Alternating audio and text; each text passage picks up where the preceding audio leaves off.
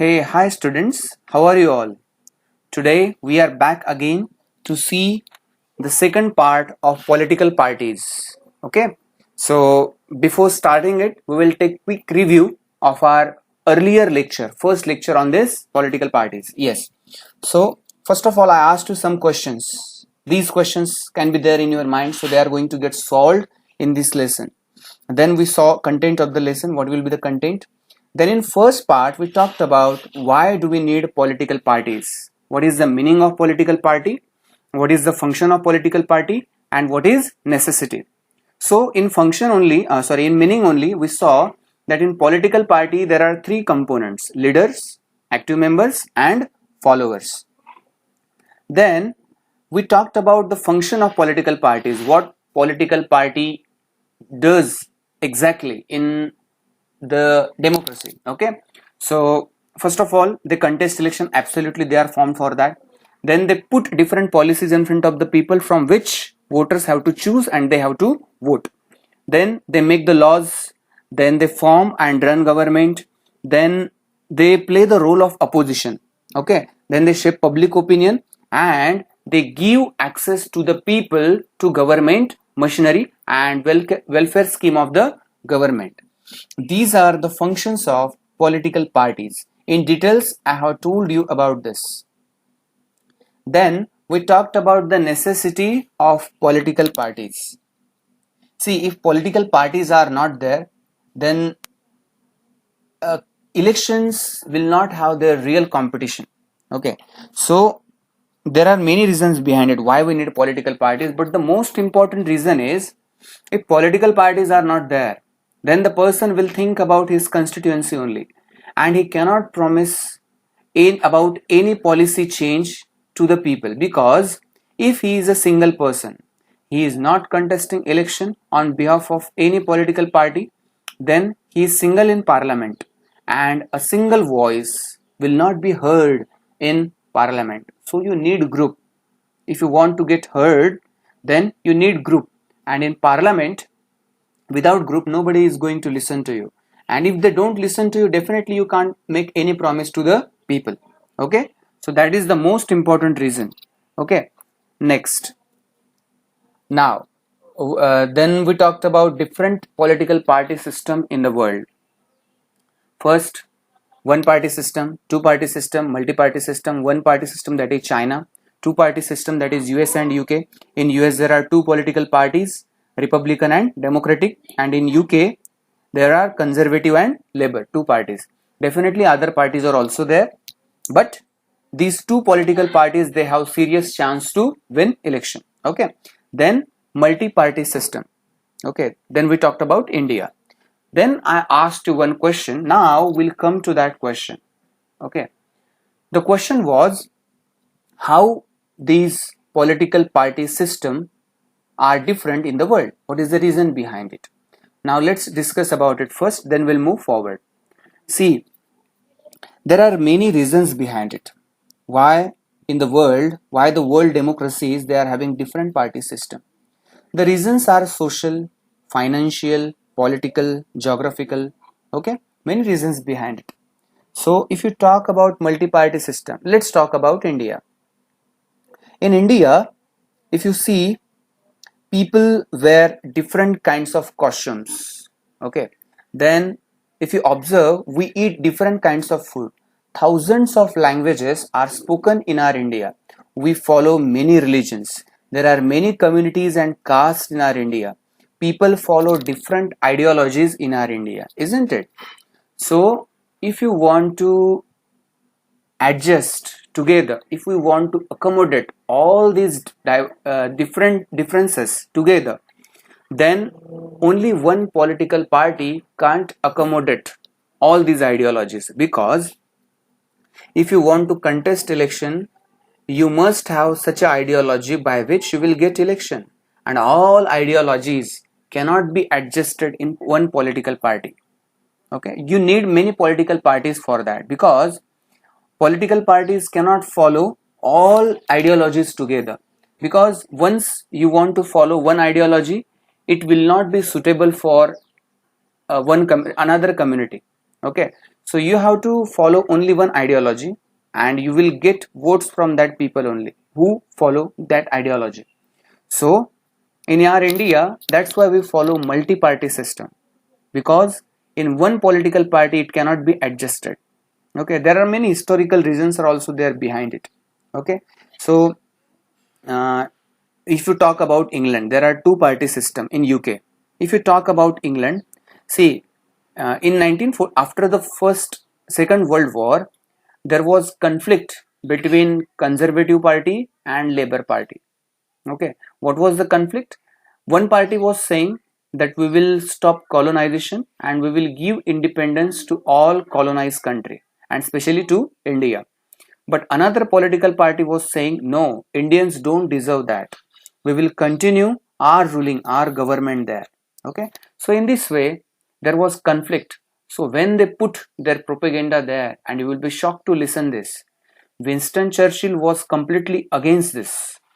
He was not willing to give independence to India. He was saying that they are primitive people, uncivilized people. They cannot rule government. So we will not give independence to India.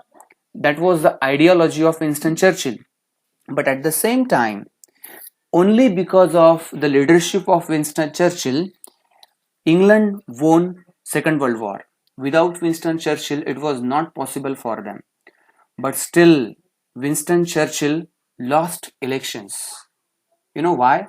Because now people thought that one power should not influence or dominate other country. Because of that only Second World War happened.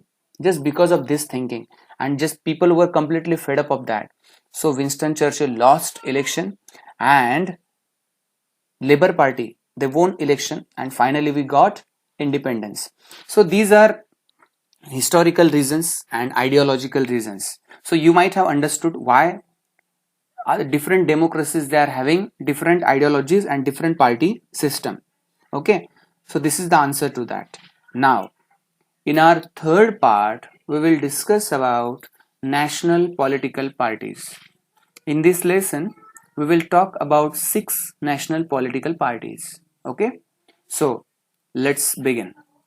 First of all, you can see in the world there are two political parties. Okay, in almost in all democratic countries, you can find this kinds of political parties. First, present in one of the federal unit, means, as you know, that federalism, you know about it. Okay, federal means central government, state government. So when we say that it is present in only one federal unit, it means that it is only present in one state. Okay, so for example, Shiv Sena, Manse, you can take, they are present only in state unit. Okay, state federal unit. And second, present in all or several units. Congress is present in many states and several units. Okay, now, so these two kinds of political parties you can see.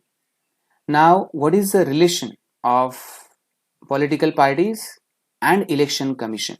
Okay, see, whenever you form your own political party, first of all you have to register yourself with election commission. Okay, and when you register yourself with election commission, then you will be given a unique symbol. It will be given by election commission, and on that political symbol only you have to contest election. Let me ask you one question directly. Why we don't write the name of a political leader there? Why we are using symbol? There are many reasons behind it.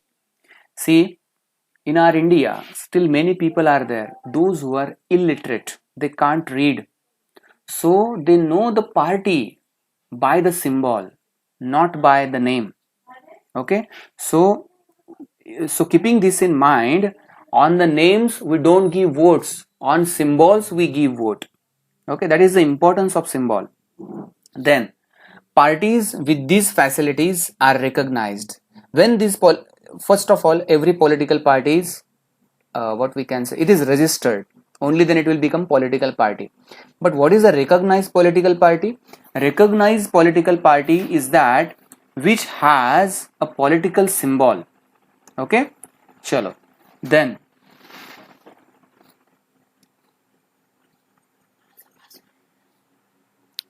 A party that secures at least 6% of the total votes, okay, in an election to the legislative assembly, okay, of a state wins at least. हा काय झालं?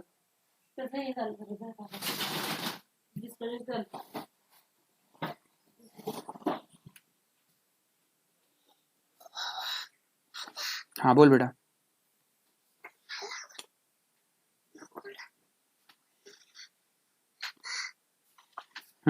याच्यावर व्हॉट्सअपला पाठवलंय मी, password वगैरे सर्व बघा त्यात करा. जा बेटा. हा बेटा काय आलं? मारलं का? मी त्याला नंतर मारतो, माझी रेकॉर्डिंग झाल्यावर. हा बंद कर.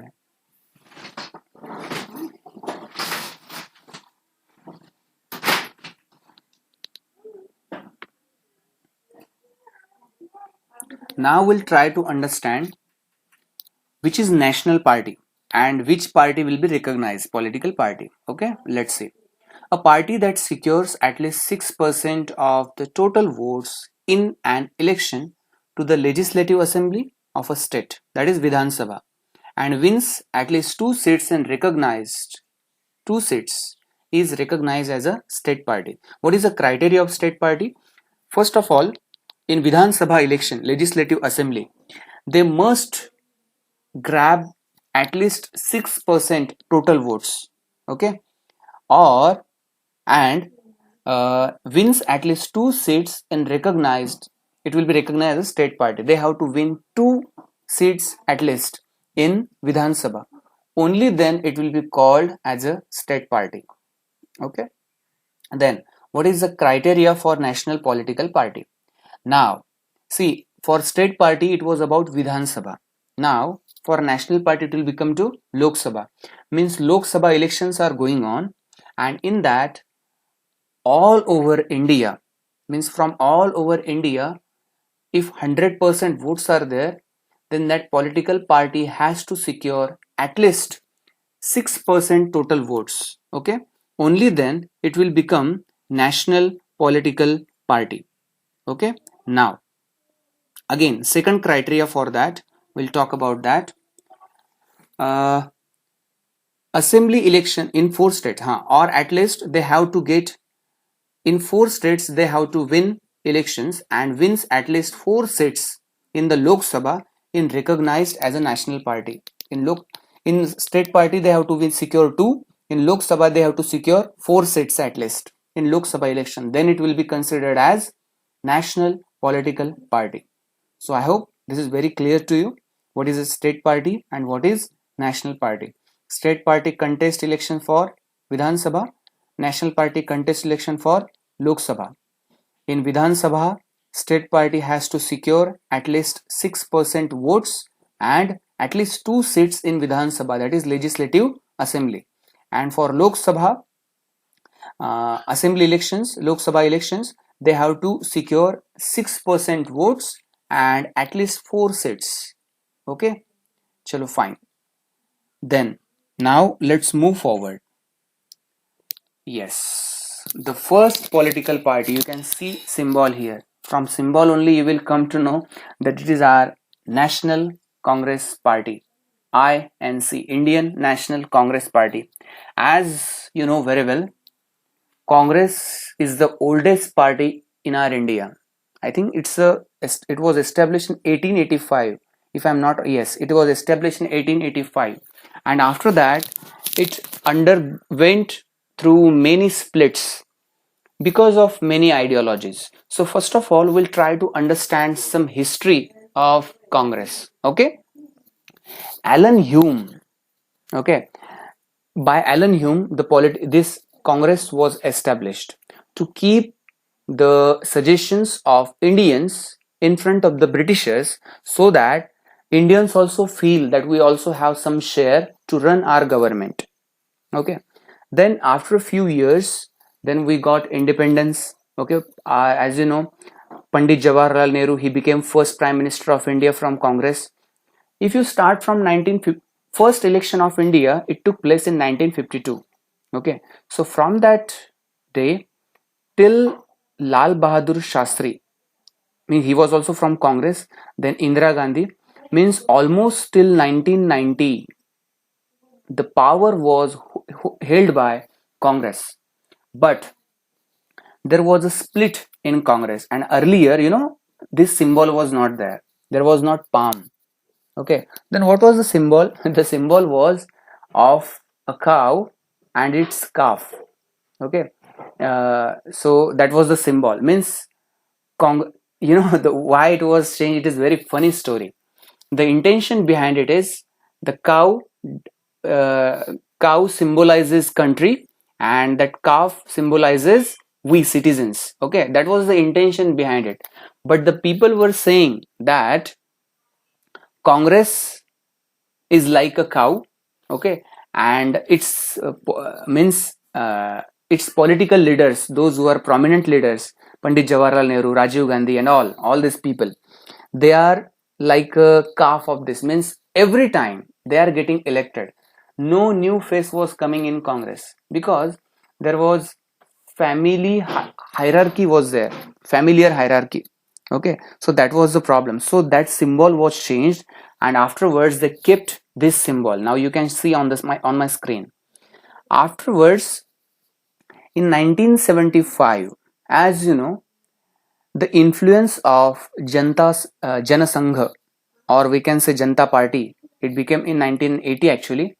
But as the influence was growing, when Indira Gandhi came to know about it, or she realized that this influence is growing, then this hierarchy will be changed and power will go to another party.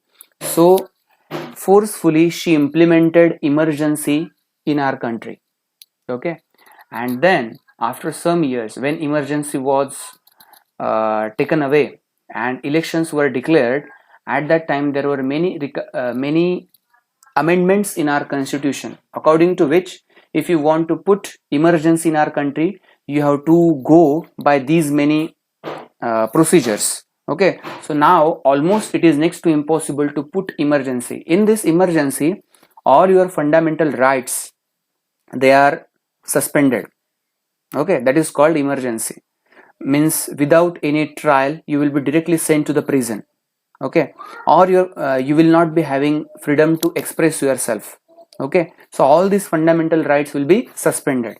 So after 1975, after this emergency, there was split again in Congress. Okay, then Indira Gandhi started its own Congress, that is I Congress. Actually Indira Gandhi Congress it was, then it became Indian National Congress. Okay, so in this way you will come to know that there were many split in Congress.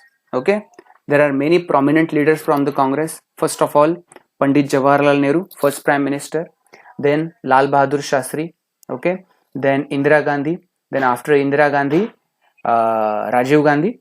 Okay, then after Rajiv Gandhi, can you name? Yes, Sonia Gandhi. Okay, and then after Sonia Gandhi, I mean Sonia Gandhi in her reign, who came? Uh, Manmohan Singh, and now Rahul Gandhi is there. So in this way, this is very, means the oldest party of India. Okay, chalo fine. Now under the leadership of Jawaharlal Nehru, the party sought to build a modern, secular, democratic republic in India. Jawaharlal Nehru, when he became Prime Minister, he said, first of all, we have to uh, we have to improve the condition of our agriculture, and that's why we have to provide water to our farmers. That's why he built many dams.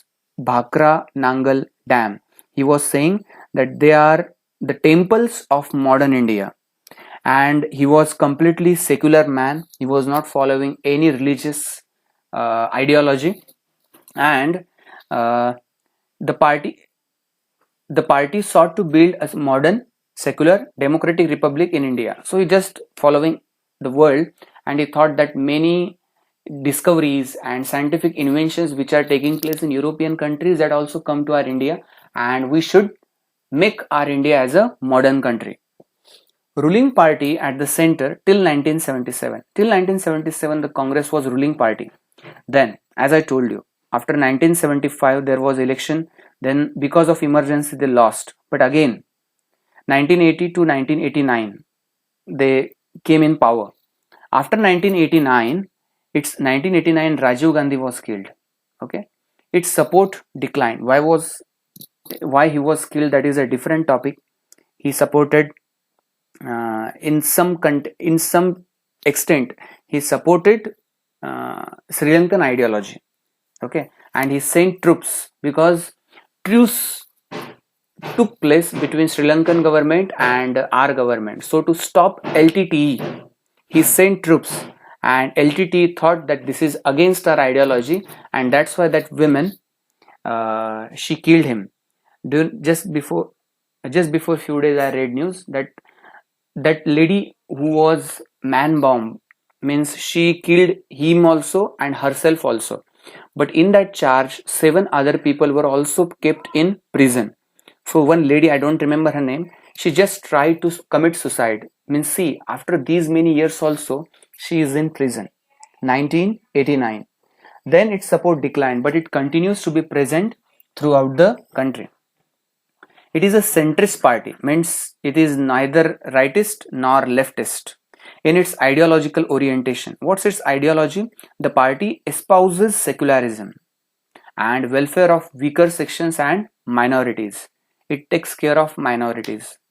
Supports new economic reforms. Okay, and now currently they are leading United Progressive Alliance (UPA). Okay, and coalition government at the center. Now this is given in our book, but right now, as you know, National Democratic Alliance (NDA) it is ruling in India. Okay, not UPA.